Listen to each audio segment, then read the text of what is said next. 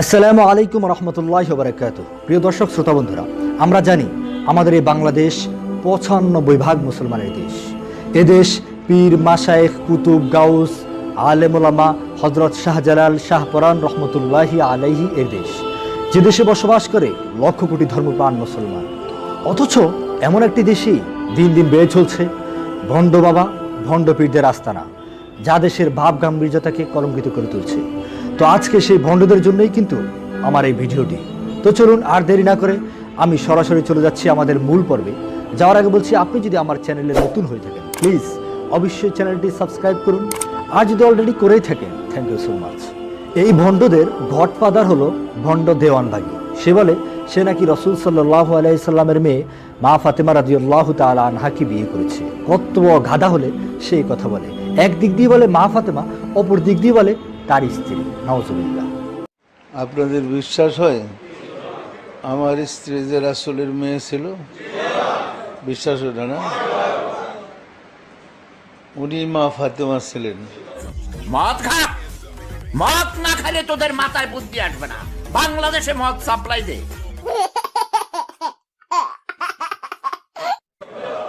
আবার আপনাদের দয়াল মা হোসেন পরিষ্কার।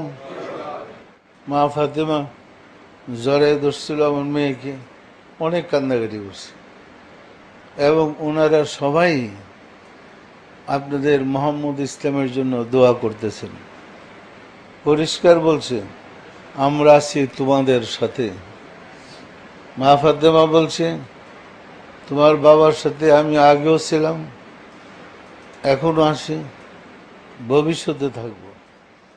পরিষ্কার। সুতরাং ভাগ্য গড়ে তকদিরের কারণে আপনার সুযোগ পেয়েছেন। জাকেরদের মধ্যে অনেকে স্বপ্নে আমাকে রাসূলের বেশে দেখেন আমি রাসূল। এই ভণ্ড দেওয়ানবাগী এক পর্যায়ে বলে তার মুরিদরা নাকি তাকে রাসূলের বেশে দেখেছে। নাউজুবিল্লাহ। শুধু তাই না, সে নিজেকে এক পর্যায়ে সূক্ষ্মভাবে আল্লাহ পর্যন্ত দাবি করে বসেছে। সম্মানিত আশিক রাসূলেরা নাফসির মুকামে যদি যান, যেখানে আল্লাহ দেখে, মজার ব্যাপার হলো যে মুর্শিদের কদম ধরে গেলেন, গিয়ে দেখবেন ওইখানে মুর্শিদই বসে।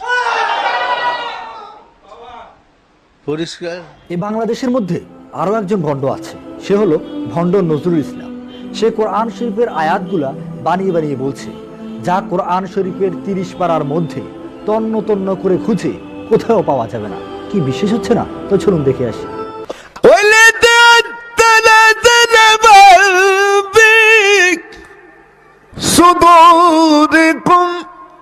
فلا تقم في شيئا وجدلا والله يؤتي من يشاء والله ذو فضل عظيم ولا تطع الكافرين والمنافقين ودع ذاهم وتوكل على الله وكفى بالله وكيلا।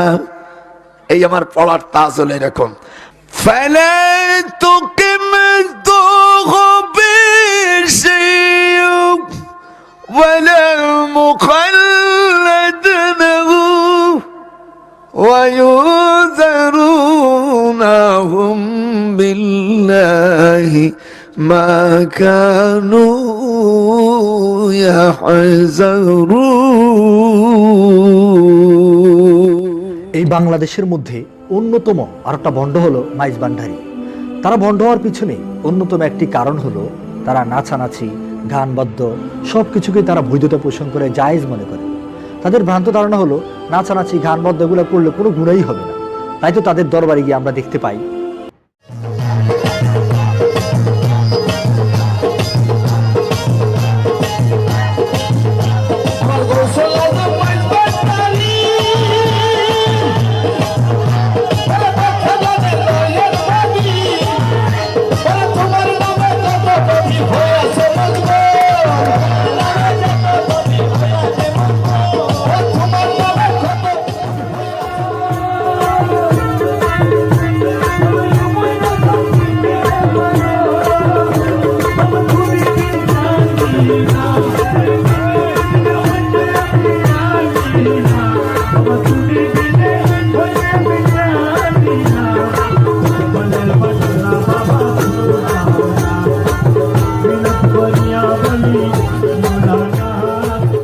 বুঝে আসলো বন্ধুরা? তারা গানবাদ্যকে জায়েজ মনে করলো না। অথচ আমাদের নবী করিম সাল্লাল্লাহু আলাইহি ওয়াসাল্লাম স্পষ্ট ভাষায় সহিহ মুসলিম শরীফের মাঝে বর্ণিত হয়েছে, তিনি বলেন, পানি যেমনভাবে জমিনে গাছপালা তৃণলতা উৎপন্ন করে, ঠিক তেমনিভাবে গান মানুষের অন্তরের মধ্যে নেপাকি সৃষ্টি করে। এ ব্যাপারে সকল ইমাম একমত, গানবাদ্য সম্পূর্ণরূপে হারাম। আমরা জানি জিকির করা নিতান্তই একটি ভালো কাজ। আল্লাহকে স্মরণ করা, আল্লাহর নাম ডাকা, জিকির করা অত্যন্ত ভালো একটি পুণ্যের একটি কাজ। অথচ এই জিকিরের নামে চলছে বিভিন্ন ভণ্ড বাবার দরবারে ভণ্ডামি। মাইজবান্ডারি, আট্রসি, চন্দ্রপুরী, দেওয়ানবাগি, কুতুববাগি, রাজারবাগি, সুরেশ্বরী, এই সমস্ত ভণ্ডদের দরবারে জিকির নামে চলছে তাদের নব আবিষ্কৃত জিকির। না দেখলে বিশ্বাস করবেন না। চলুন তাদের সেই নব আবিষ্কৃত সেই ভণ্ড জিকিরগুলা দেখে আসি। সোনর মুমিন মুসলমান দয়াল বাবার জাকেরানাত রোজি ফুল বাগানে আসতে বইল না গো, দয়াল বাবার পাক কদম তোমরা ছাইর না। আয়াত রশি সে ফুল গন্ধে ধরা হয় গো, আরে ওই রে যাই রে মোর গো লিবাদা মানে লিবাগ মুর্শিদ কেমনে মুর্শিদ মুর্শিদ কইরা আমার ঘুমাসে না নয়নে মুর্শিদ মুর্শিদ কইরা আমার ঘুমাসে না নয়নে আমাকে বাণী সরণে দৌলা গাউসুল আজম হজ আল্লাহ হজ আল্লাহ হজ আহা তোমার শরণ পাবো।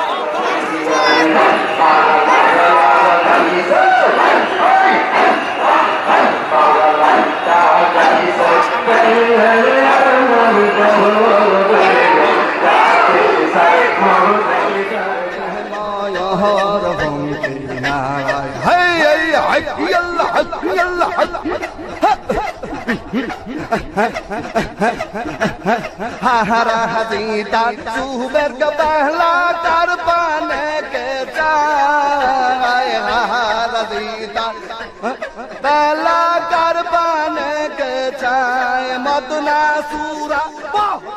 আমার চোখের মনি তুমি, আমার মাতার বেনি তুমি, আমার চোখের মনি তুমি, আমার মাতার বেনি তুমি, আমার বিপদের কান্দা আর দয়াল বাবা ফরিদ পুরি গো, তুমি আমার পরাণের পরাণ খাজা বাবা ফরিদ পুরি গো, তুমি আমার। তৎকালীন ভারতের বর্তমান পাকিস্তানের পাঞ্জাব প্রদেশের গুরুদাসপুর জেলার কাদিয়ান নামক শহরে জন্ম নেয় একজন ভণ্ড প্রতারক নবুয়তের দাবিদার।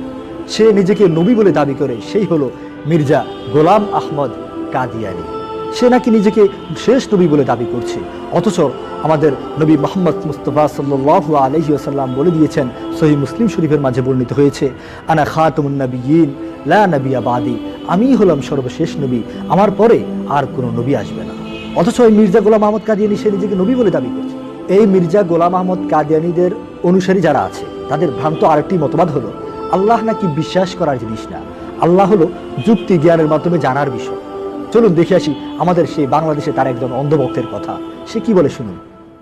এরপর ধীরে সুস্থে যখন আমি ইমাম মাহাদি ও মসিহ মাউদ মির্জা গোলাম আহমদ আলাইহিস সালামের সবগুলো বই পড়ে ফেলি, তখন আসলে আমি খুব অবাক হয়ে যাই এবং আমি একটা বিশ্বাস সামনে দাঁড়াই যে খোদার অস্তিত্ব সম্পর্কে আমি পুরোপুরি নিশ্চিত ছিলাম যে এইরকম গাঞ্জাখুরি কোনো সত্তার অস্তিত্ব। এবং আমার কাছে আরও সবচেয়ে অবাক লেগেছিল যেটা, যে হযরত গোলাম আহমদ আলাইহিস সালামের বই পড়ে যেটা বুঝেছি যে ঈশ্বর আসলে বা আল্লাহ এটা হচ্ছে বিশ্বাস করার বিষয় না, এটা হচ্ছে প্রশ্ন, যুক্তি, সাক্ষ্য, প্রমাণের এবং অনুভব অভিজ্ঞতার মাধ্যমে লাভ করার বিষয়।